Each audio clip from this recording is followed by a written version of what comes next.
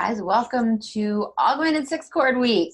All you need for today is Handout 28. There's no homework that links with this lecture, so we're just going to get you introduced to Augmented Six Chords, but there is no homework that you'll have due, quote unquote, for next class.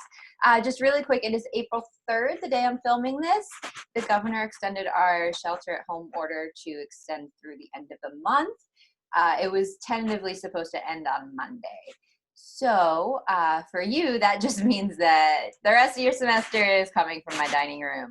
I'm still working on some glitches with the sound. So the conservatory was kind enough to send me a microphone to play around with the piano to see if maybe the sound will be a little bit better.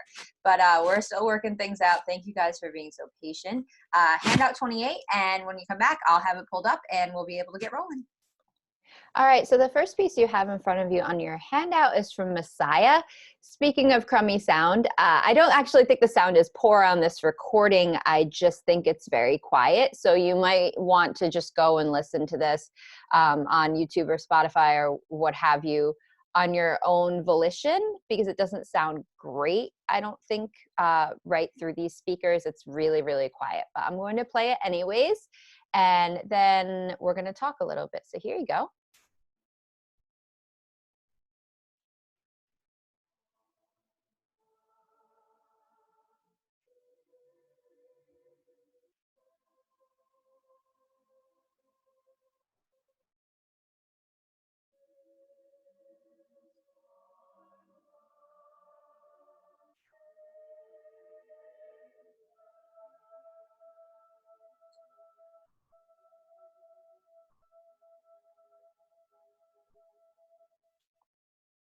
So what I would like from you is a little bit of harmonic analysis. If you want to go back and listen again, feel free to put me on pause, rewind, and give it a listen. But I would like Roman numerals for the entire excerpt. You guys are actually okay to go with all the chromatic chords except for this second to last harmony. So you may omit that one for right now, but I would like Roman numerals for the rest of the excerpt, please. So if you need to go back and listen a few times or find it on another player, go to town, put me on pause, come up with a Roman numeral analysis, and then jump back on and we'll compare notes. All right, so what I have here are the Roman numerals for the passage omitting the second to last chord. Like I said, you guys are now at the point where you should have been able to figure out Roman numerals for every chromatic chord here, with the exception of that omitted chord. We have some interesting stuff going on. First off, the first four chords, who are we missing? We've got a tonic, we've got two consecutive predominants, and then we just skip the dominant and go back to tonic. And we'll talk about the implications for that in a second. Then when the next phrase starts, we get this lovely chromatic chord. So if you have the incorrect label for it, the first thing to do when you get these chromatic chords, and I say this all the time, is figure out who the root of it is and figure out what quality it is. So this is what it sounds like.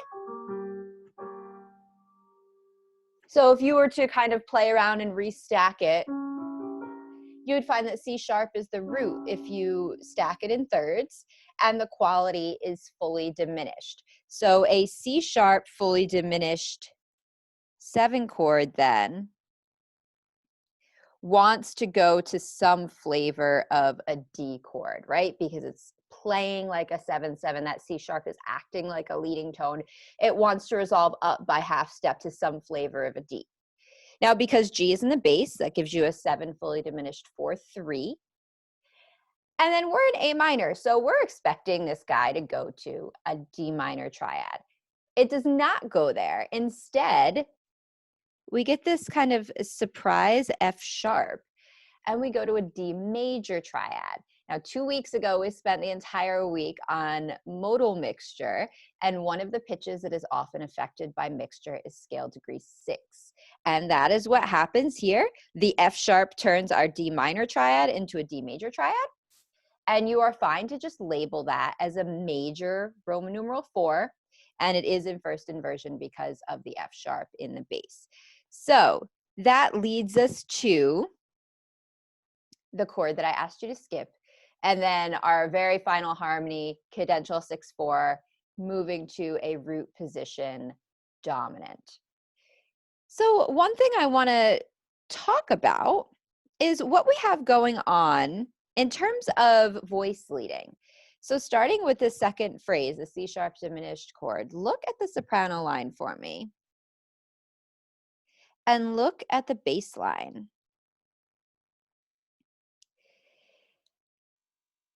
First, I want you to think about how you would describe the motion in terms of directionality. Think about our different types of motion. We have parallel, we have similar, we have contrary. In this case, we have contrary motion, right? Your soprano is going up and your bass is going down. It's not that just that it's contrary motion. Each voice is creeping by half step. And a lot of that is made possible by these chromatic pitches. So now, what I would like us to do is focus in on this chord that I asked you to skip. So you're going to include the A in there too, in the tenor voice. So I want you to look at the bass and the soprano. So we have an F natural in the bass and a D sharp in the soprano. Bring your brain all the way back to theory 1. And I want you to tell me what type of interval that is and just jot it down. So figure out F natural up to D sharp, what type of interval that is, so size and quality, and then jot it down on your handout, and we'll come back to it in a second. Now let's take a listen to the Beethoven, and it's going to be brief. I think this lasts about maybe 4 seconds. So it's going to go by quickly. Here it is.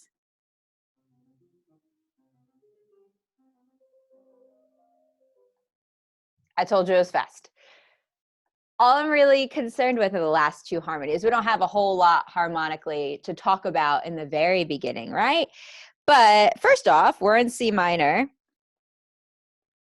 Can you take a look at the very last harmony and put a Roman numeral label on it for me? So the right hand should give you a hint because of the B natural. And you have a nice dominant. Now, let's take a look at what's going on in the downbeat in the previous measure. I don't want a label for it, but you do have a chromatic pitch in there. And I would like to know the relationship intervallically between the bass and that chromatic pitch. So we have an A flat in the lowermost voice, and that chromatic pitch is F sharp. So I would like to know what interval they form and jot that down. And now I'm going to try and fit these both on the same screen.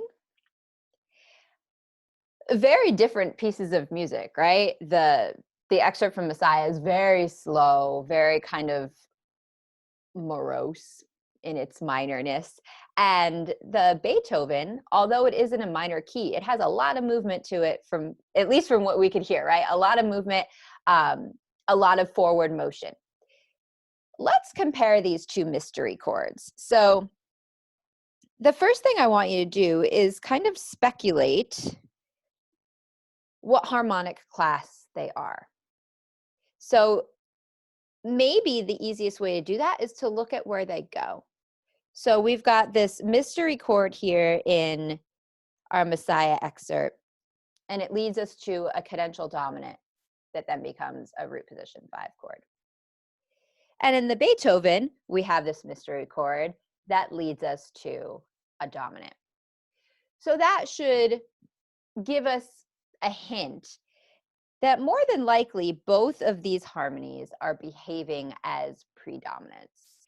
And because there are chromatic pitches in both, we would class them as chromatic predominants. Now, if you think back to last week, we spent the entire week on the Neapolitan, which is another chromatic predominant.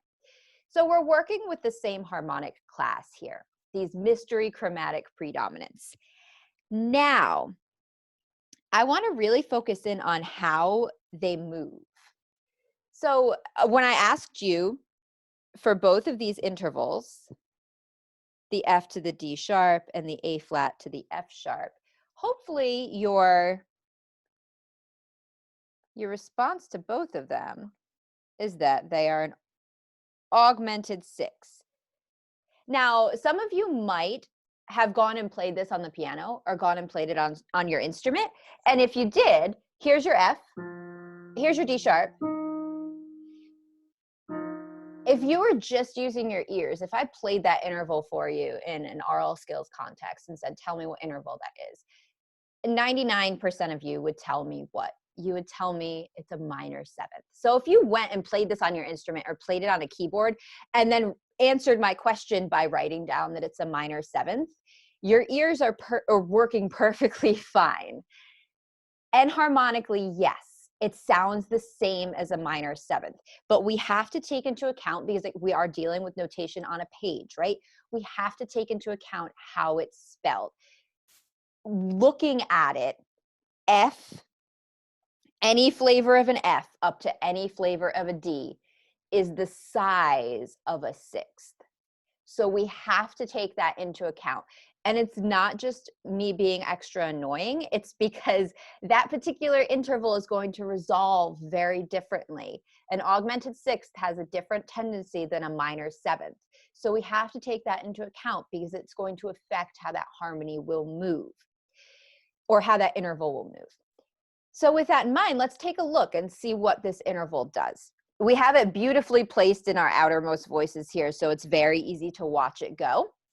Our D sharp moves up by half step to E, and our F moves down by half step to E. To even kind of further specify that, let's put scale degrees on both of these. So F, this is a natural, the natural is there to cancel out the F sharp on the previous beat, but it is diatonic to A minor. It gives you scale degree 6. And it moves down to scale degree 5. And we spent a lot of time talking about that last week with the tendency tones for the Neapolitan. In a minor key, 6 wants to go to 5. That's one of our half step pairs. Now let's move up to the soprano. D sharp, this is our chromatic pitch. We have scale degree 4 altered upward. So sharp 4. And where does sharp 4 want to go? We all know this from all those secondary dominants we did before break. Sharp 4 wants to go to 5. So our augmented sixth splits outward by half steps in either direction and gives us an octave on scale degree 5. So that's how we move to our dominant from this interval. It shoots outward by half step and lands us on scale degree 5 in both voices, and we build the dominant from there. Now let's look at the Beethoven example. We have A flat, we have F sharp. Those are our notes in question. We're in C minor, so A flat is going to give us, again, scale degree 6. And F sharp, once again, is sharp 4. And let's look at how they move. Sharp 4 moves up by half step to scale degree 5, which is the root of our dominant. And A flat moves down by half step, again, to scale degree 5.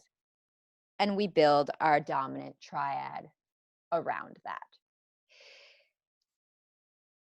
So my intent with giving you these two pieces to start is to kind of show you how these behave in the wild and how we can find them. Predominant class, chromatic predominance, and they resolve very specifically in a very specific way to lead us to our dominant. So let's move to the second page of your handout, and we'll talk a little bit. So the basics that you need to know about augmented six chords. This is actually kind of interesting. The augmented six chords are like if a 4 chord and a 5, 7, a 5 in a minor key had a baby. Their baby would be an augmented six chord. You've got a little bit of DNA from both of them. So what I mean by that, let's take a look at this 4/6 in C minor down here. Our big tendency movement in this 4/6 to 5 resolution is our scale degree 6 moving down to scale degree 5. That's the big tendency motion in this predominant to dominant combination. Now, let's say instead of a 4/6, we decide that we would rather have a 5/6/5 of 5. We're still in C minor. Now, who's the big tendency tone here? More than likely, it's that chromatic pitch in the bass, our sharp 4, that wants to move up to 5. So those are our two strong tendencies that frame scale degree 5 by half step, sharp 4 from below and 6 from above. Now, if we try and put those together, what we end up with is our augmented 6th chord. There's scale degree 6 in the bass and sharp 4. It's not always going to be in the uppermost voice, but for our purposes right now, and in theory 3, you'll see examples of otherwise. But for us right now, scale degree 6, flat 6 if it's in a major key, will be in the lowest voice, in the bass voice. And sharp 4 will be somewhere above it. And that gives you your augmented 6th interval. Now, this is a generic augmented 6th chord that I gave you here. What we're going to do on Wednesday is learn the different types of augmented 6th chords. I just gave you the most basic kind of plain Jane version for right now. And you'll notice that it has a doubled third pitch. And that doubled pitch is scale degree 1. Back up to the previous two harmonies, you'll notice that scale degree 1 lives in both the 4 chord as well as the 5/7 of 5. So again, we're taking little pieces from both of those predominants and blending them to give us this chromatic predominant that has tons of tendency toward the dominant. Now, from an aural perspective, this can almost make the dominant sound like it's tonicized. And I'm not going to play it again because the sound is pretty crummy, but go back and listen to the Messiah example again and tell me that doesn't sound like a resolution with a Picardy third to tonic. I think it intensifies your drive towards tonic and almost makes towards dominant and almost makes it feel like home in a way that you don't always get with, say, like a 4/6 to 5 or even a secondary dominant. That is your crash course in augmented 6 chords. All I wanted to do was expose you to them and let you see in both of these examples how they occur in real music so that you know where to look for them in a phrase, where to look for them intervallically or in terms of scale degree content. So now that you have all of these chromatic harmonies under your belt with secondary dominants and mode mixture and Neapolitans, you have to fine tune your spidey senses to know what you're looking for when you see a chromatic chord. I say this all the time, find the root and the quality first.